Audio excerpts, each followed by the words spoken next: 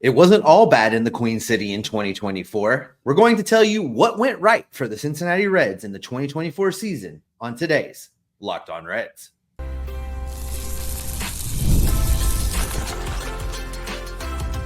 You are Locked On Reds, your daily Cincinnati Reds podcast, part of the Locked On Podcast Network, your team every day. Welcome to Locked On Reds. My name is Jeff Carr, his name is Steve Offenbaker, and we are lifelong Cincinnati Reds fans. We're glad that you're alongside us here today. Look, we've been podcasting for a combined 12 years. We've really been talking about this team for a while, and we talk about the Reds every single day here on the Locked On Reds podcast because we are free and available and part of the Locked On Podcast Network, your team every single day. And look, Locked On Reds is for the fan who knows what happened. They want to know why. We're going to talk about the big things going on in Reds country every single day. We're going to look at some geeky numbers, and we'll get you ready for the Reds' next playoff season, which should be 2025. We're glad that you're with us here today because, look, while the big picture of 2024 was big swing and a miss, there were some positive signs from the season as we look forward into the future. Rett Lowder was a big part of those positive signs, and we're going to tell you why a little bit later on in today's show. Also, the pitching staff has its ace, and they found a do-everything guy that they really need to keep for next year. We'll break all that down in just a few minutes, though, because we have to start, quite frankly, with the surefire 1-2 punch in the Cincinnati Reds lineup. That's all coming up on today's Locked On Reds podcast that is brought to you by FanDuel. You can start the season with a big return on FanDuel. Place your first $5 bet, and you'll get started with $200 in bonus bets, guaranteed. Visit FanDuel.com to get started. And where we will get started with today, Steve, is the 1-2 punch that leads the Cincinnati Reds lineup. And quite frankly, the only consistent good part about the lineup, that is Elly de la Cruz and Tyler Stephenson. As they went, the Reds went. Oh, my guy, Ty Steve. And just let me say, by the way, Jeff, a little inside baseball for our listeners. I'm in Spain right now, so estás concentrado en los rojos, which is you are Locked On Reds. So just want to throw that out there. I'm having too much culture for this podcast. Hey, listen, goodness. I am upping the game, sir. You need to get on board. We're going to bring them more than Alabama Huntsville West this week. But talking about these the 1-2 punch, Jeff, Elly de la Cruz is the easy answer, right? It's easy to look at him and say, well, if you're looking at the punch, if you're looking at the guy, if you're looking at the bright spot in the Reds 2024 season, it's easy to just be like, well, it's Elly de la Cruz. But I offer to you that what Tyler Stephenson did in 2024 is just equally as impressive. Tyler Stephenson really stepped it up in a big, big way. Slash line of 258, 338, 444, just shy of that magical 20 home run and nowhere near the 40 home runs that I know he has in him. But he had 19 home runs on the year with 66 RBIs. He appeared in 138 games. He was healthy. He was productive. He got that girl dad power. Partial way through the season. All of the things that needed to go Tyler Stephenson's way in 2024 went Tyler Stephenson's way. And I think that he's a big, big part of the bright spots for 2024. And he's a big, big part of this team if it's going to have success in 2025. I could not be more pleased with the season that he put together because it wasn't only an uptick offensively, Jeff. It wasn't only that he got it going at the plate, but he really got it going behind the plate as well. His framing numbers look much, much better in a season where everything was stacked against the catchers as far as throwing out runners and preventing the stolen base. Tyler Stephenson upped his game there as well. It was very evident that he put in a lot of work, not only in getting better offensively, but really being a very good all-around catcher. And in an organization that's pretty thin at all-around catcher right now, it could not have come at a better time. And I think it's funny too, like when you consider this 1-2 punch that the Reds have kind of seen develop before their eyes, both these guys on opening day were in like the bottom third of the lineup. And I know that they were trying to give Elly De La Cruz a little bit of space to develop and not feel like a ton of pressure by putting him at the top of the lineup on opening day. But he showed very quickly, and he showed all season long, that he deserves to be getting the most at-bats on this team. And then Tyler Stephenson on the same token, like last year, 2023, was such a disappointment for him, not only in the field, but at the plate as well, that I think there were some concerns, maybe not to the point that they thought it was going to keep going south, but there were some concerns if they put him too high in the lineup early on, that those struggles would only continue. To both their credits, they proved very quickly to be so clutch. And Elly De La Cruz, for me, is the team MVP, but I think that Tyler Stephenson has a decent argument as far as, like, could he be the team MVP over Elly? It's just Elly does so much. He does everything. He started putting his name in the same conversation with Rickey Henderson, who is one of the best baseball players that ever lived, and he has set himself up to be a superstar next year. But, not to be outdone, if you ever needed a hard hit ball, if you ever needed an RBI, if you ever needed a line drive, Tyler Stephenson was your guy. And while he didn't have all the home runs that, you know, the 40 that you said a couple of years ago that he could do, he still came up with a lot of very good hits. And I feel like he is a guy that moving forward, that I hope the Reds go out and they get a bona fide cleanup man. But Tyler Stephenson should very much be in the mix for either hitting third or fifth or somewhere around that middle of the order, because he absolutely deserves it based on the way that he played in 2024. Well, it's interesting we're calling these two guys the 1-2 punch, right? Because let's look at that stat that I love to look at. Let's look at OPS plus. If we look at the OPS plus for these two guys, at least for the 2024 season, Elly De La Cruz, 119, 19% better than league average. Tyler Stephenson, second on the team at 112 or 12% better than league average. You know what jumps out at me for Elly De La Cruz, Jeff? And it's more than just the 67 stolen bases. 67 stolen bases. He only got caught 16 times. And I know that there were people that were frustrated with some of the times that he chose to go and he got thrown out. But, you know, what you and I both said all along is if you're going to be a base stealer, there's going to be times where you get thrown out. And I think that the Reds bringing Terry Francona on board is only going to help Elly De La Cruz get better in picking his spots in stealing bases. I don't anticipate that Elly De La Cruz's stolen bases are going to go down. But you look at some of his other numbers, 25 home runs, you know, great. But let's look at some of the other extra base hits. On top of the 25 home runs, he had 36 doubles. And you're thinking, okay, well, that's great. You know, it's good numbers. You can throw in another 10 triples. 10 triples in 2024. Yes. Elly was an extra base machine. So this lineup begins and ends with the first name you write down. And I don't know, you know, how Terry Francona is going to build out his lineup, where he's going to want Elly De La Cruz to bat in that lineup. But you can be assured that when Terry Francona is writing names down, he's going to start with Elly De La Cruz and build this lineup around wherever he feels Elly best fits into it. Elly is the new Mr. Red. Yeah, I mean, he's the face of the franchise. And at least as long as he is here, which we continue to implore everybody, enjoy it while it lasts, because don't just expect the Reds to sign some sort of lifelong deal. But while he is here, he is going to just absolutely light up the stat sheet everywhere that he possibly can go. And I'm with you on the stealing, the stolen base number not really coming down with Terry Francona. I just think Terry Francona is going to help focus him. Mm-hmm. And that's kind of the deal with Elly De La Cruz, is that the errors, the strikeouts, the caught stealings, and getting thrown out trying to stretch a single into a double or a double into a triple or things like that. Terry Francona is going to help focus him. He's not going to cut out that sort of thing. Like, he knows that Elly's good. You know, in the stolen base department, Jeff, Elly De La Cruz and Tyler Stephenson combined for 68 stolen bases. Exactly. We won't say what that delineation was, but no, it was clear though that the 67, 68 total. You do the math. But the reason that they were also 1-2 is that it felt like for the majority of that second half of the season, when Elly hit second and when Tyler Stephenson hit third, That's really where the lineup did most of their damage.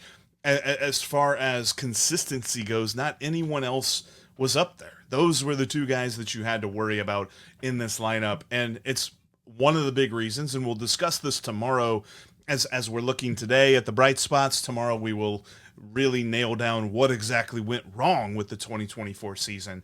But one of the reasons that the lineup was so bad is that once teams figured out they could pitch around these two guys, we saw them on base a lot, but when they were on base, there wasn't that consistent force behind them to bring them in. So that is why we continue to say this team needs a legitimate middle of the order bat that they need to go out and get, whether it be free agency or trades or something like that, because I feel like you do that, then you really kind of bring this entire lineup together. It's like, that rug that really brings the room together. That's what the Reds are looking for this offseason.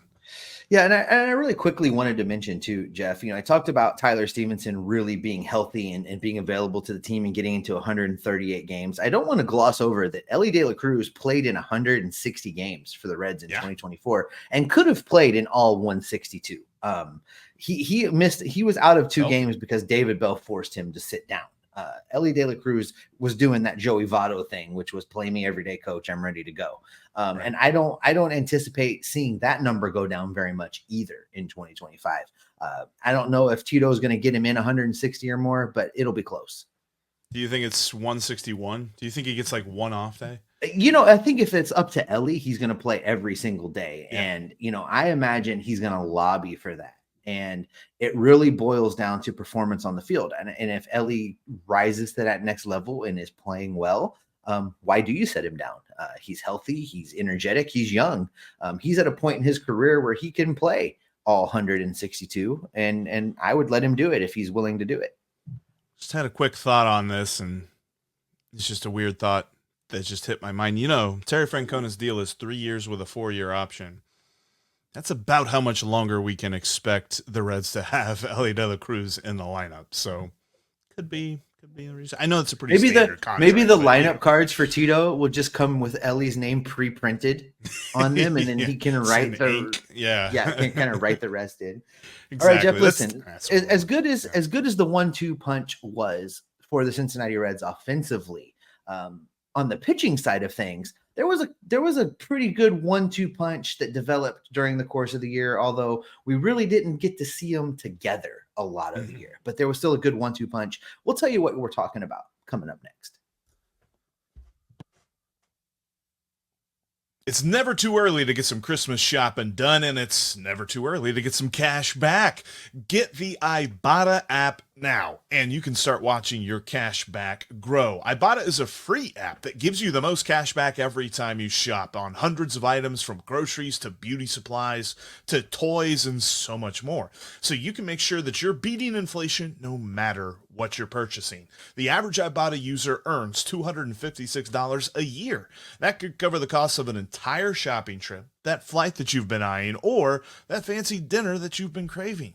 Join the over 50 million users and earn cash back every time you shop from over 2,700 brands and retailers, including all your favorite grocery stores, Lowe's, Macy's, Sephora, Best Buy, and more. Right now, Ibotta is offering our users $5 just for trying Ibotta by using the code LOCKEDONMLB when you register. Just go to the App Store or Google Play Store and download the free Ibotta app and start earning cash back. And use that code LOCKEDONMLB to get $5 for your first time. That's IBOTTA in the Google Play or App Store today, and use that code LOCKEDONMLB.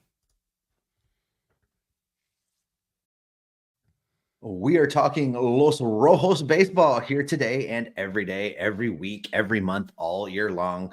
If they let us, Jeff and I would talk Reds baseball 24/7. Make sure you subscribe so that you get at least 30 minutes of that each and every day, all off season long. All right, Jeff, as easy as it was to identify a 1-2 punch offensively, position player wise for the Reds in 2024, the bright spots, if you will. It's pretty easy to do the same thing on the pitching side of things. The conversation begins and ends with a new newly cemented Reds ace, Hunter Greene. Hunter Greene turned a corner. He elevated himself. He took the next step. He evolved, for you Pokemon people. He did all of the things and became what we thought he could be. He became the pitcher that we had been looking for. We had been hoping for. We had been, crossing our finger and closing our eyes and wishing it to be so. He became that guy. He had a couple injury bumps along the way. Along with him, the Reds went out and signed Nick Martinez last offseason, and we were both very bullish on this signing. He could be a reliever. He could be a starter. He could be whatever the Reds needed him to be. And when the Reds needed him to be basically, hey, guess what? You're the ace right now because there's nobody left. Nick Martinez went out and pitched the best ball of his life for the Cincinnati Reds during that stretch when there was nobody left. When you looked around the room, nobody left in the rotation that was in the rotation on opening day, and Nick Martinez rose to the occasion. So both of these guys did some pretty spectacular things in 2024. Yeah, and I think it's intriguing because if you'd have told me back in February that 1-2 on the Reds pitching staff as far as WAR is concerned would be Hunter Greene, I would say, well, yeah. And then second would be Nick, and I'd say, well, yeah. And then you say Martinez, and I'd be like, huh?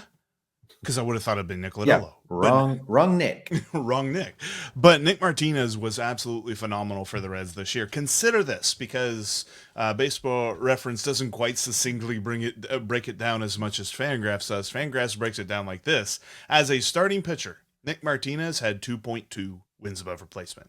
And as a relief pitcher, Nick Martinez had 1.3 wins above replacement. Very, very close as far as valuable. So if you pitched him out of the bullpen, he was good. And if you pitched him out of the rotation, he was good, i.e., he was good because of everything that the Reds needed. And like you mentioned, the moment there where it was like nobody in the starting rotation whatsoever from opening day, Nick Martinez held it down, a la, I kind of almost go back to like 2017 whenever Anthony DeSclafani held it down. And although that was a bad year, Nick Martinez at least kept this pitching staff going in a year where the pitching staff was the anchor for this team. I think that it would be easy for us to sit here and tell you that if you threw a ball off the mound, with a few exceptions, then you were the bright spot on the Cincinnati Reds. It was just a very solid year pitching-wise for them, but it was Hunter Greene and Nick Martinez that led the way. A couple numbers really jump out at me, Jeff, especially when you look at Nick Martinez comparing him directly to Hunter Greene. We're all in agreement that Hunter Greene's the ace of this staff, right? Games pitched. Hunter Greene started 26 games. Nick Martinez started 16, but appeared in 42 games, Jeff.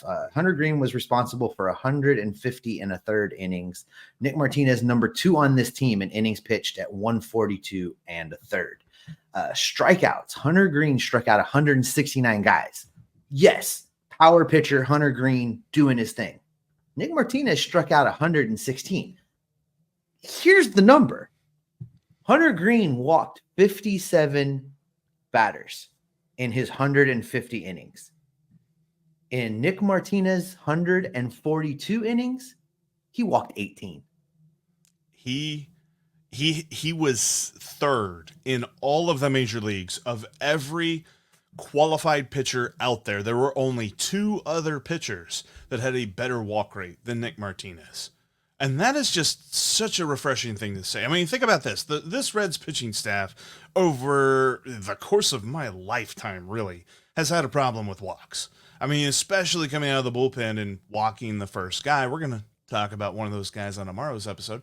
But when it comes to the majority of what we've seen in a Reds pitching staff, walks have been an issue. Even as though as good as Hunter Greene has been, walks are always that one thing that you kind of keep in the back of your mind of like, okay, as long as he can mitigate the walks that he gives up, because he is going to give up some walks. Nick Martinez does not allow free passes.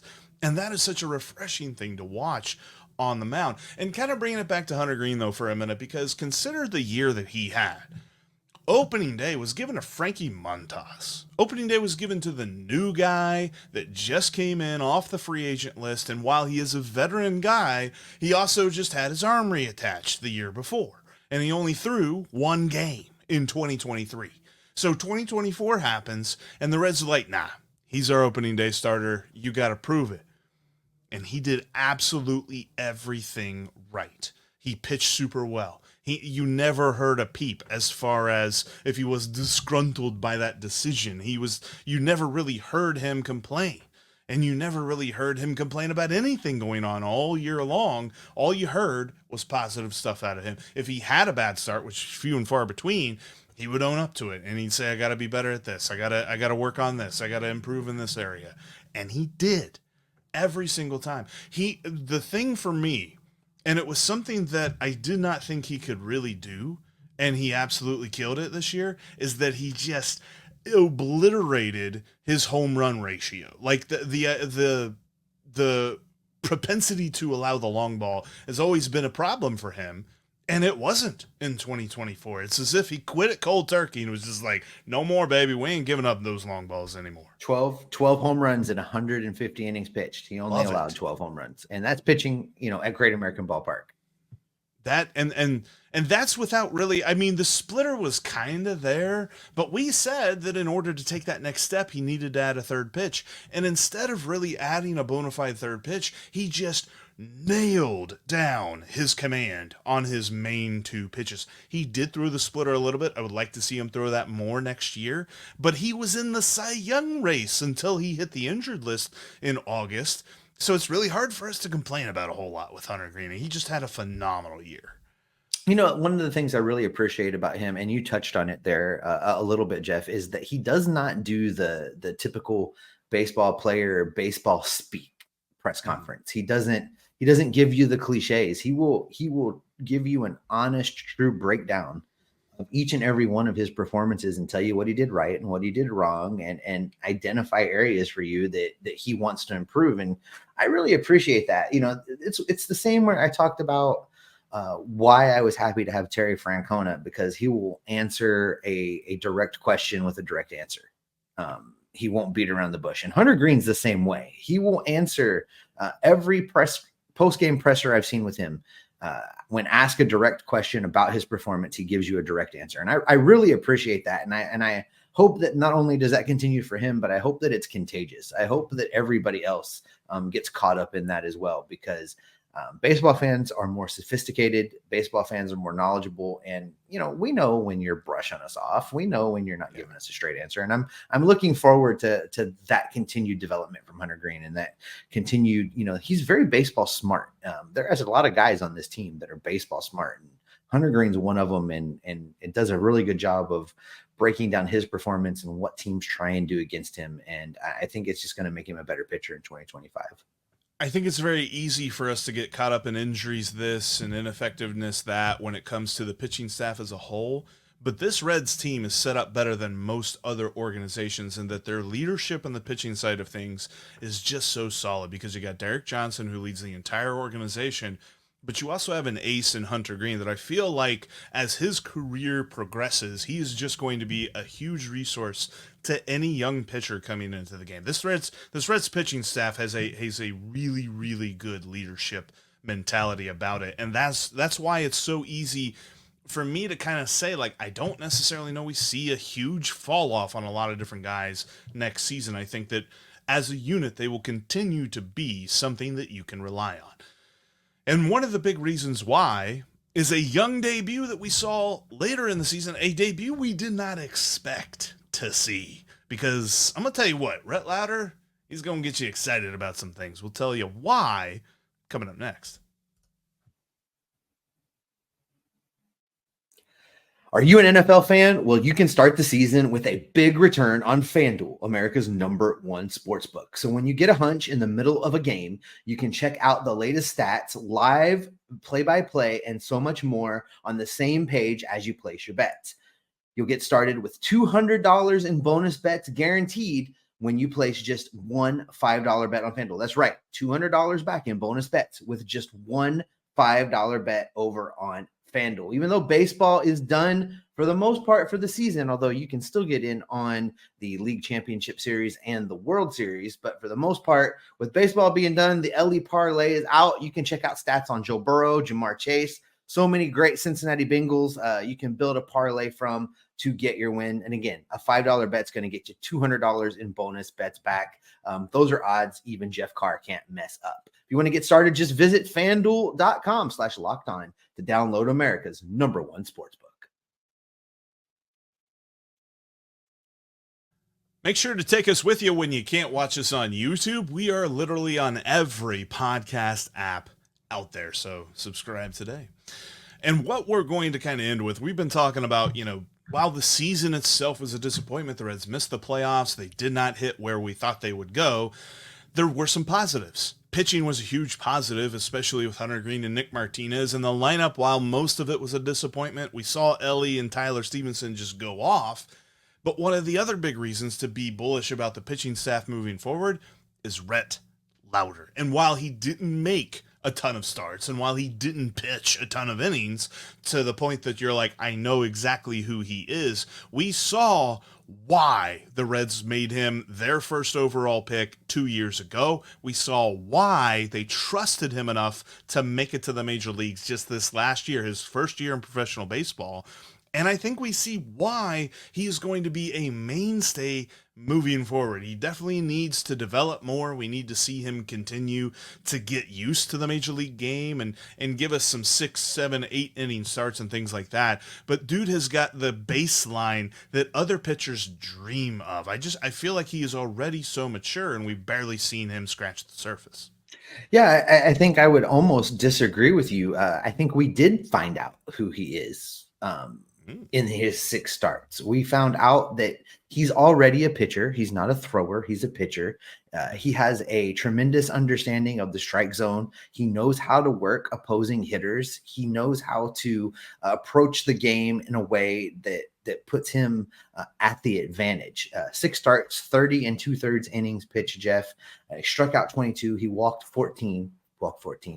Comparing that to Nick Martinez, Nick Martinez threw 110 more innings and only walked 4 more guys. So, maybe some of that walk ratio will rub off on Rhett. But what we saw from Rhett is a pitcher that, while probably was an emergency promotion, if we're being honest, was not really on the Reds' radar. I think they were truly going to try and save him for 2025 to make his debut.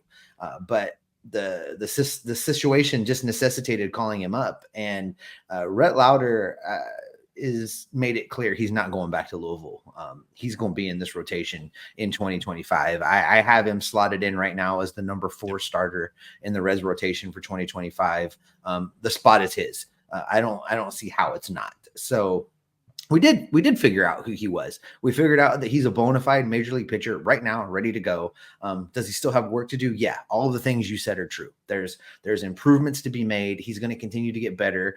There will be some bumps. Major league hitting is going to figure him out, and then we'll see how he adjusts. But everything that he showed me says he will adjust, says that he's going to stick, says that he's going to be a big league pitcher from now on moving forward. And that's really exciting for me.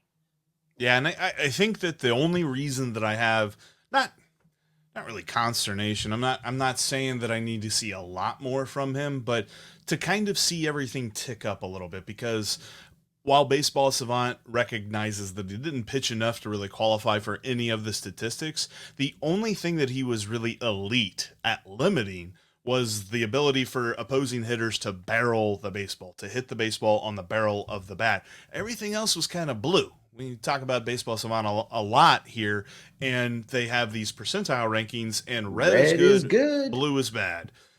Los Rojos is bueno. Los Rojos is bueno. I want to see him get a little bit better with his location. While he has great command, definitely needs to place the ball a little bit better. He's never going to be a guy that outthrows opponents, because we talked about this a lot as he was coming up through high school, through college, through every level of baseball. He had to outpitch his opponents because he never had the raw stuff where he could just beat the guy, just go out there and throw a really hard fastball and blow it by him. So I love that. I think that he is coming from a great spot, of which Derek Johnson has got to be looking at him and just like, buddy, let's go. I got some work to do, and I know that it's going far because this dude's got a mind for pitching. Yeah, it's possible to be great and not be overpowering. I mean, we're talking Mhm. about, you know, overpowering greatness. Let's talk Randy Johnson, a name that everybody knows. This was a giant guy that was going to just like blow your doors off. But it's possible to be great and be a finesse guy, be a smart, intelligent pitcher. Think Greg Maddux, right? Greg Maddux never overpowered anybody in his entire career, and yet we constantly and consistently, deservedly, list him as one of baseball's all-time greats. So That for back. Rett Lowder, he is much more a pitcher in the Greg Maddux lane. And no, I'm not saying he's going to have the same statistics as Greg Maddux, but I'm saying that they approach things the same way. They approach it and they use their smarts versus their arm to get a guy out. Is what I'm trying to say. And I think that, before we kind of go here, because I love the Rhett Louder piece of this, and one of the reasons and kind of one of the terms that you used whenever it comes to Rhett Louder is, it was a bit of a panic move because there were so many injuries, the starting rotation was completely depleted. The Reds actually made a couple of other panic moves throughout the season because it just felt like their depth was completely obliterated very early on. And two guys who came over here based on panic moves, Santiago Espinal and Ty France, who quite frankly, if all things were equal, would not be Cincinnati Reds. I think that they've proven that they are good depth pieces for this team in 2025. Yeah, I've seen the comment sections, and you've seen the comment section. There's folks that want both of those guys to be starters, and I'm Not not one of there, those not people. there, but But yeah. if we're building a bench and those are the first two names of the guys that are on the bench, I'd be totally fine with that. In Espinal, you've got a guy that can play multiple positions well. You've got a guy that, if he gets streaky hot, plays very, very good. He's a former All-Star. He was an All-Star for the Toronto Blue Jays. Valuable piece to have around.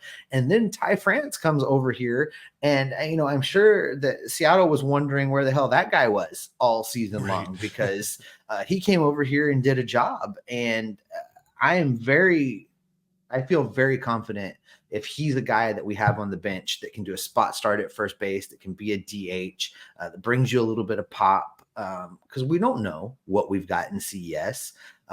Arizona Fall League numbers are fine. We need to see him against major league pitching to figure out what we've really got with him coming off the injured list. Ty France is valuable. Definitely is going to be part of both of those guys. Will definitely be part of this team in 2025. Yeah, I kept getting just this thought in my head, and there's going to be some people that are just like, how dare you think this? But and because he is currently still playing now in the playoffs, but I kind of got like Jose Iglesias vibes from Santiago Espinal. Not as good a glove, I think a little bit better of a bat, but Mhm. Santiago Espinal did not strike out a lot. He didn't make a lot of bad outs. He just put the bat on the ball when you needed him to. And I think that that is a huge plus to have coming off the bench. And Ty France with his power coming off the bench is a big thing too. So I definitely wanted to throw those guys in here because look, while the year was a bummer, and while this team was out of the playoff race far earlier than they should have been, they shouldn't have been out of the playoff race at all. But they were just out even earlier than they were in 2023. There were some good things about this year. Now, for everybody that's just like, how on earth can you be so positive about the season and blah, blah, blah, blah, blah, and losing their minds because we're saying happy things about the Reds? Tune in tomorrow because they're not going to be so happy. And that is where we're going to wrap it up with that particular tease. That's going to do it for this edition of Locked On Reds. Thanks, as always, for making Locked On Reds your first listen of the day. Everydayers, now go make your second listen the Locked On MLB podcast. Our buddy Paul Francis Sullivan, you know him as Sully, has you covered for the playoffs as we get closer and closer and closer to the World Series. We've made it easy for you. There is a link to the Locked On MLB podcast right down in today's show description. You don't even have to work for it. We are giving it to you because, just like us, it's part of the Locked On Podcast Network, your team every day. And with that being said, Jeff, get us out of here. You can trust every single day. We're going to be all over the rumors. We're going to be all over what the Reds could be doing and telling you what the Reds should be doing as they get ready for a 2025 playoff run, because we are Locked On Reds every single day. Adios. There you go again with all that international culture.